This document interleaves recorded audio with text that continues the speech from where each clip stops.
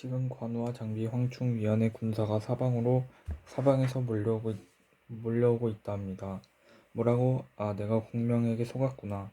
주유는 크게 절망해 말 위에서 떨어져 땅바닥에 나뒹굴었다. 그 바람에 옆구리에 상처가 다시 터져 신음소리가 새어나왔다. 자꾸 상처가 덧나다 보니 온몸에 열이 끓고 참기 어려운 고통이 느껴졌다.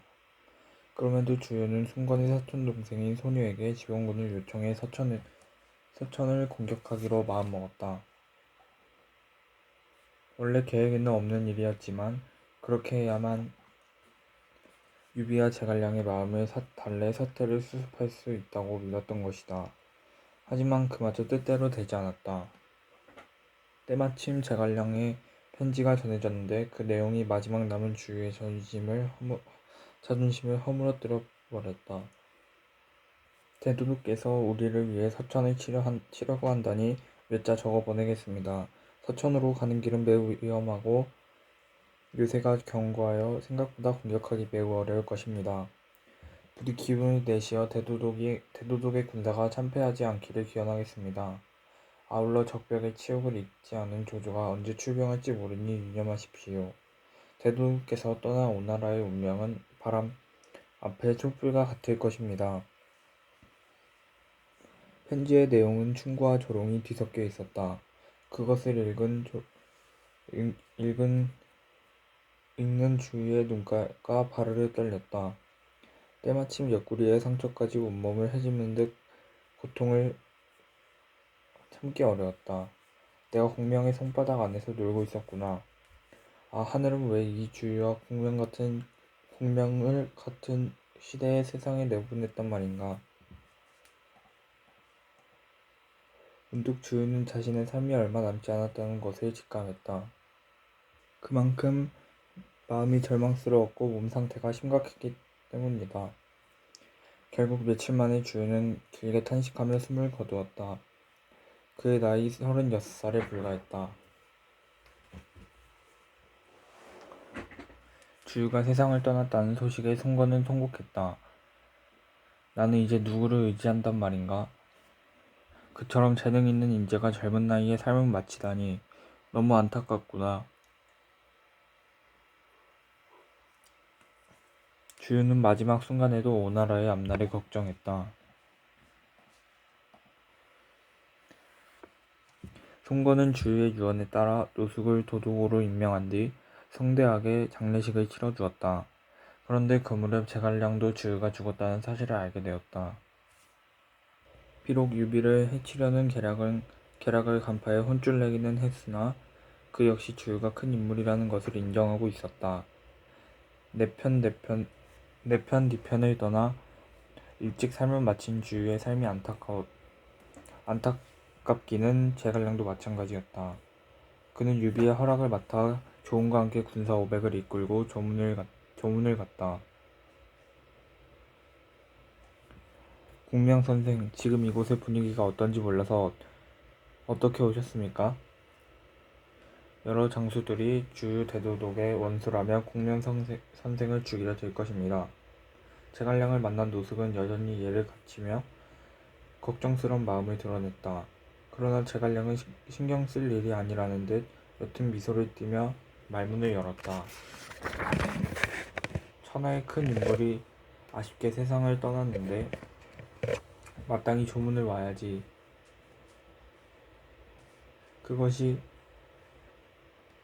마땅히 조문을 와야지요. 인명이야 하늘에 달린 것이니 제가 여기서 죽는다 한들 누구를 원망하겠습니까? 실제로 주위의 부하 장수들은 제갈량을 보자 저기를 감추지 않았다. 만약 조은이 함께 가지 않았더라면 큰 사달이 나고 말았을 것이다. 그들은 몇 번이나 제갈량을 해치려 들다가도 조은의 기세에 눌려 뜻을 접어야 했다. 제갈량은 진심으로 주유를 추모했다. 그는 영정 앞에서 공손히 엎드려 눈물을 흘리며 곡을 했다.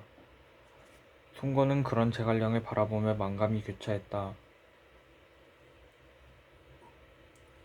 일찍이 떠난 주유가 그리웠고 비록 직접적이지는 않더라도 주유가 세상을 떠나는 원인을 제공한 제갈량이 미웠다. 아울러 그처럼 훌륭한 책사를 둔 유비가 부러웠다. 사실 송건에게도 훌륭한 책사를 곁에 둘 기회가 있었다. 주유가 죽은 뒤 노숙이 방통을 추천했던 것이다.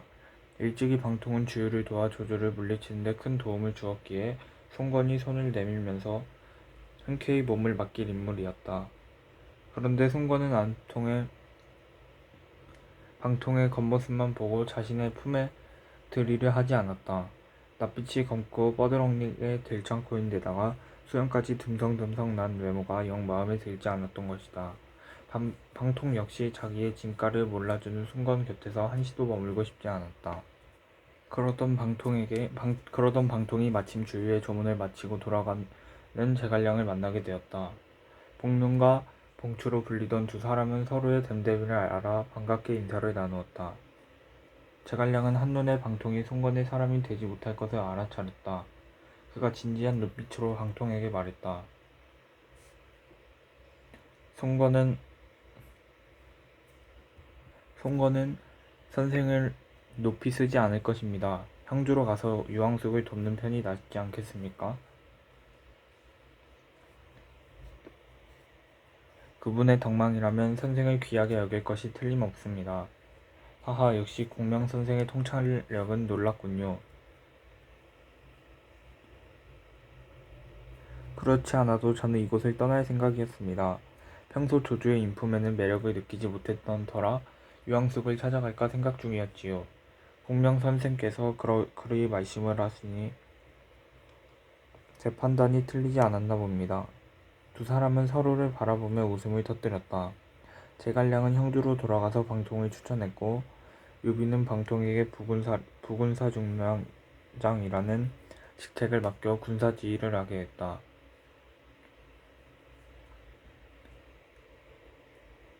그렇게 복륜과 봉추가 모두 유비 곁에 머물게 되었다. 그 소식은 금세 허도에까지 전해져 조조를 불안하게 했다. 조조는 복륜과 봉추를 모두 얻은 유비가 부러웠다. 그가 머지않아 허도로 쳐들어올 것이란 생각에 성공을 펼칠 궁리를 했다. 그런데 순유가 반대하고 나섰다. 우리가 남쪽으로 군사를 이동시켜 유비를 치러한다면 서량, 태수, 마등이 공격해올지 모릅니다. 그렇겠군.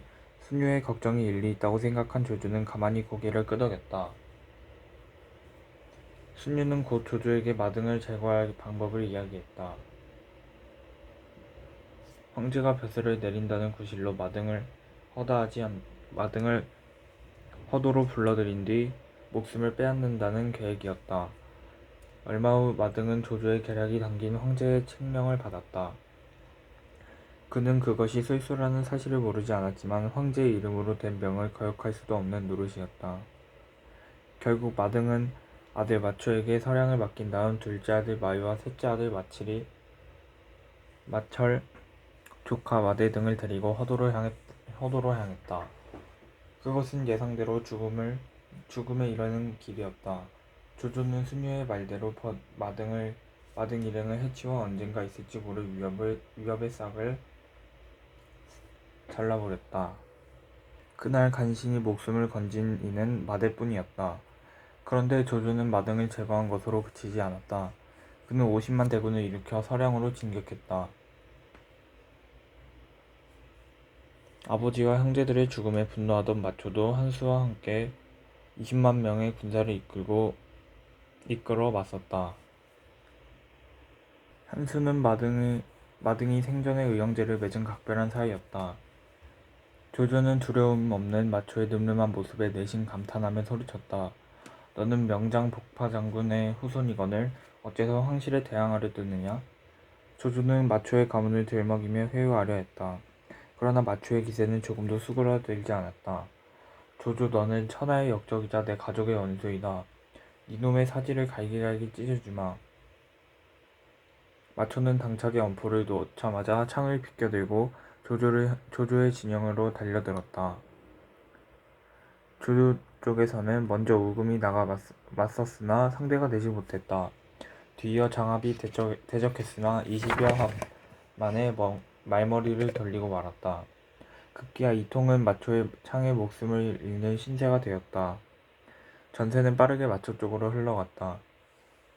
사기가 오른 마초의 병사들이 일제히 달려들어 조조의 진영을 쑥대밭으로 만들었다. 마초가 마대와 함께 100여 명의 기병을 거느리고 달려가 조조를 사로잡으려 했다. 붉은 갑옷을 입은 자가 조조다. 놈을 잡아라. 마초의 외침에 조조는 재빨리 갑옷을 벗어던졌다. 수염이 긴 자가 조조다. 놓치지 마라. 또다시 마초가 소리치자 이번에는 조조가 자신의 칼로 수염을 싹둑 잘라버렸다. 조조는 얼굴을 가리며 허겁지겁 말을 날렸으나 마초의 눈길을 피하지는 못했다. 역적 조조야, 어디로 도망치느냐? 마초는 조조의 뒤를 쫓다가 기회라고 생각한 듯 창을 던졌다. 그러나 힘차게 날아간 창은 아슬아슬하게 조조의 귓등을 스쳐 커다란 나무에 박혔다. 가까스로 위기를 벗어난 조조는 안도의 한숨을 내쉬며 죽을 힘을 다해 후방에 있는 진지로 달아났다. 조조는 예상치 못했던 마초의 거센 저항에 깜짝 놀랐다. 그는 태각한 병사들을 모아 강을 건너 뒤쪽에서 마초군을 칠 계획을 세웠다. 하지만 그것을 알아챈 마초가 강을 건너려는 조조의 병사들을 향해 화살을 퍼부었다. 뜻밖의 공격에 화들짝 놀란 조조군은 이리저리 허둥거리다 줄줄이 죽음을 맞았다. 다만 조조는 허저가 말한장으로 몸을 가리며 호위한 덕분에 겨우 목숨을 구하게 되었다. 허저는 한 손에 말한장을 들어 화살을 막아내고 한 손으로는 노를 저어 겨우 그 상황을 벗어날 수 있었다. 다시 한번 아깝게 조조를 놓친 마초가 진지로 돌아와 한수에게 물었다. 방금 전에 조조를 구한 장수가 누굽니까? 그는 허저일세. 누구보다 용맹한 장수이니 경계를 늦추지 말게. 그날 이후 조조와 마초는 여러 차례 치열한 전투를 벌였다. 하루는 조조가 허저만 데리고 마초의 진영으로 다가가서 소리쳤다. 마초야, 나의 명장 허저가 이통의 복수를 하러 왔다. 용기가 있다면 어서 나오너라. 마초는 허저라는 말을 듣고 당장 달려나갔다. 두 장수의 결투는 그야말로 천하 명장들의 대결이었다. 둘은 무려 100여 합이나 맞서 싸웠지만 좀처럼 승부가 나지 않았다. 오히려 양쪽의 말이 먼저 지쳐 두 사람은 각자 진지로 돌아가 다른 말로 바꿔 타고 나와야 했다. 그 다음에 다시 100여 합인을 싸웠으나 어느 쪽도 물러서지 않았다. 그때까지 잠자코 두 장수의 대결을 지켜보던 조조는 허저가 걱정되었다. 자칫하여 용맹한 장수를 잃게 될까봐 염려스러웠던 것이다. 조조는 큰 소리로 하우영과 조홍 등을 불러 허저를 돕게 했다. 그것을 본 마초 진영에서도 여러 장수들이 한꺼번에 몰려왔다. 그렇게 한때의 장수들이 뒤엉켜 치열한 전투를 벌이는 바람에 많은 사상자가 나고 말았다. 별 소득 없이 갈수록 피해만 커지자 조조와 마초는 동시에 태각 명령을 내렸다.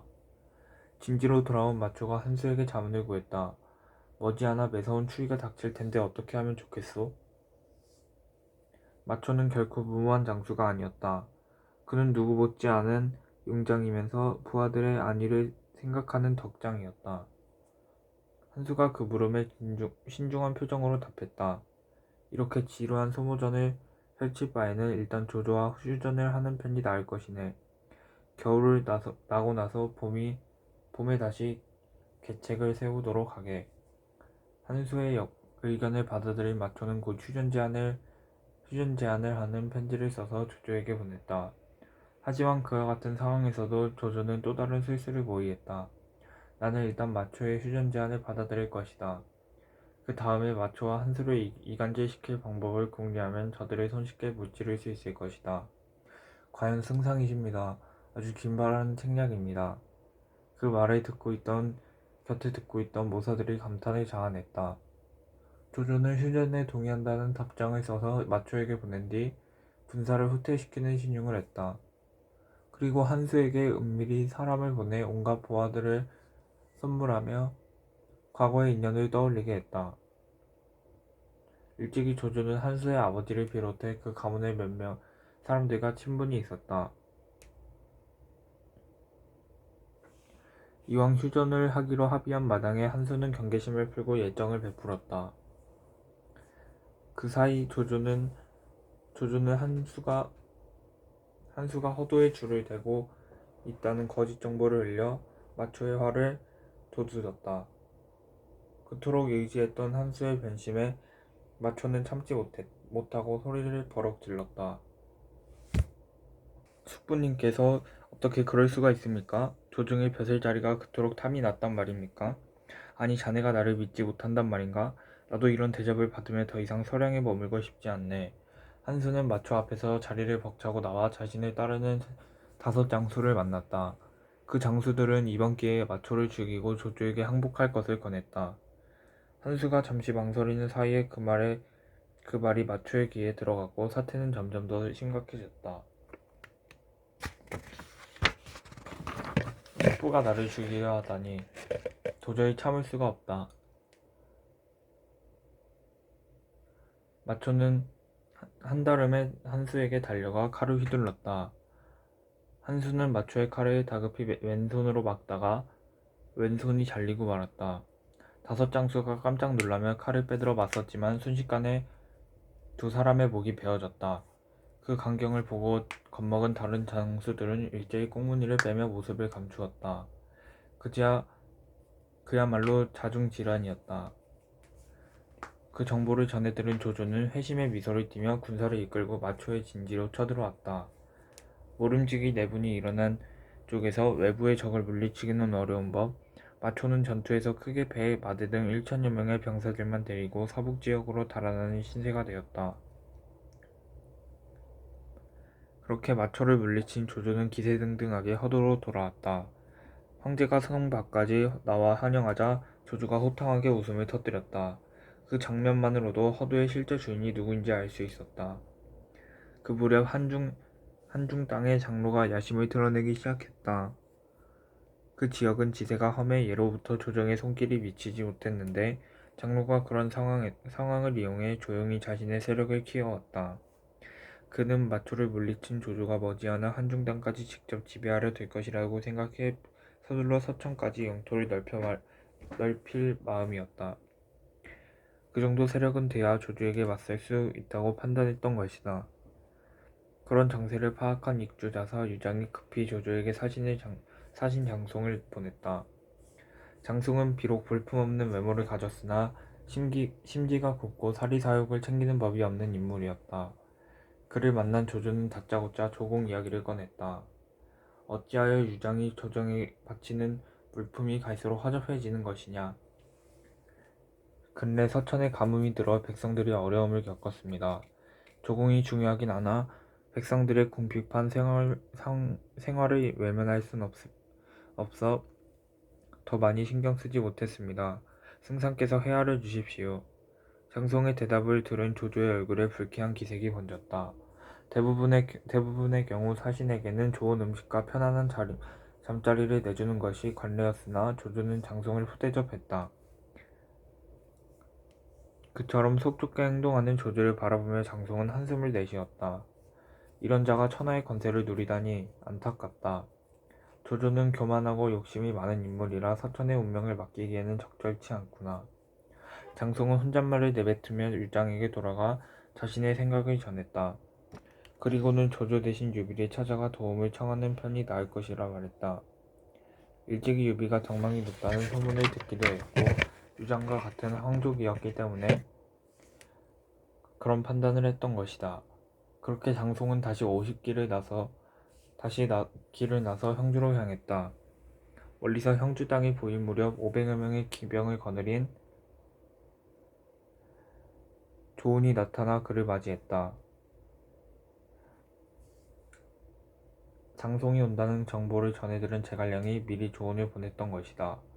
조은은 말에서 내려 장송에게 정중히 인사했다. 어서 오십시오. 형주에 오신 것을 환영합니다. 그런데 장송을 마중 나온 것은 조은만이 아니었다. 얼마쯤 길을 더 가자 이번에는 관우가 군사를 이끌고 나타나 예를 갖췄다. 장송은 자신을 위해 마음을 써주는 유비가 무척 고마웠다. 게다가 형주성에 가까이 이르자 유비가 제갈량과 방통을 데리고 나와 반갑게 맞이하는 모습을 보고 감격하지 않을 수 없었다. 유장 자세의 사신 장송 유황숙께 인사 올립니다. 장송은 서둘러 말에서 내려 유비에게 고개를 숙였다. 유비 역시 아무런 권위를 내세우지 않고 진심을 다해 장송을 환영했다. 이렇게 만나게 되어 반갑소. 형주에 머무는 동안 편히 지내면서 서천의 사정을 내게 이야기해 주시오. 유비의 환대를 받은 장송은 조조와 다른 구매한 인품에 매료됐다. 그는 형주에 머무르는 사흘 동안 극진히 대접을 받으며 서천의 운명을 유비에게 맡겨야겠다고 마음을 굳혔다. 장송은 서천으로 떠나기 전날 유비를 찾아가 진지하게 말문을 열었다. 제가 보기에는 형주가 안전한 땅이 아닙니다. 동쪽에는 웅크린 호랑이 같은 송건이 있고 북쪽에는 조종의 권세를 좌지우지하는 조조가 도사리고 있기 때문입니다. 유황숙께서 대업을 이루시려면 형주보다 탄탄한 기반이 필요해 보입니다. 형주보다 탄탄한 기반이라니 그게 무슨 말이오? 이미 제갈량으로부터 들은 말이 있어 짚히는 바가 없지 않았으나 유비는 신중한 표정으로 장송의 이야기에 귀를 기울였다. 유비의 물음에 장송이 목소리를 조금 높였다. 지금 한중의 장로가 호시탐탐 서천 땅을 노리고 있습니다. 그것을 잘 아는 유장자사가 유황숙께 도움을 청하기 위해 저를 형주로 보낸 것이지요. 서천과 한중을 아우르는 입주는 지세가 험해 외적 침략을 막아내기 용이할 뿐만 아니라 넓고 기름진 평해가 있어 살림살이도 넉넉한 편입니다. 게다가 유황숙의 인품을 흠모하는 백성들도 많지요. 이번 기회에 유황숙께서 입주의 주인이 되신다면 장차 천하를 호령할 든든한 배경이 될 것입니다. 사실 장송은 유장을 섬기면서도 아쉬움이 적지 않았다. 유장의 성품이 야무지지 못한 데다 재주도 별로 뛰어나지 않았기 때문이다. 그런데 그런 참에 유비를 만나 장송은 그 인물 댐댐이에 흠뻑 빠져들었다. 유비가 위기에 처한 서천을 돕는 것을 넘어 아예 입주의 주인이 되어주었으면 하는 바람을 가졌던 것이다. 하지만 유비는 짐짓 난처한 표정을 지었다. 허허 그런 말 마시오. 유장자사는 나와 같은 황실의 후손인데 내가 어찌 그 땅을 탐할 수 있겠소? 그러면서 유비는 장로의 공격에 맞서 서천을 방어하는데 힘을 보태겠다고 약속했다. 장송은 그 후에도 몇 번이나 유비에게 입주의 주인이 되어달라고 요청했다. 하지만 유비가 선뜻 응하지 않자 일단 서천으로 돌아가 자신이 사신으로서 거둔 성과를 전했다. 장송은 정식으로 형주의 도움을 요청하는 것은 물론 군사를 보내 유비를 마중하라고 건의했다. 유양도 그 말에 흔쾌히 동의했다. 내가 직접 원군을 바라는 서찰을 써줄 테니 법정이 그것을 유황숙에게 전하라. 그리고 맹달은 군사 5천을 데려가 유황숙을 호위에 모셔오도록 하라. 며칠 후 유장의 사찰을 전해받은 유비는 곧 부하 장수들을 소집했다. 그는 먼저 제갈량에게 당부했다. 공명, 조은을 비롯해 두 아우들과 함께 형주를 지켜주시오. 나는 서천으로 가서 유장자사를 돕겠습니다. 알겠습니다, 주공. 이곳은 염려하지 마시고 잘 다녀오십시오. 제갈량과 관우장비, 조은은 언제나 든든한 모습처럼 보여 유비를 안심시켰다. 서천으로 가는 길에는 방통과 황충 등 위원 등이 5만의 군사를 이끌어 동행했다. 얼마쯤 길을 갔을까? 맹달의 군사가 그들을 만나 정중히 서천 땅으로 안내했다.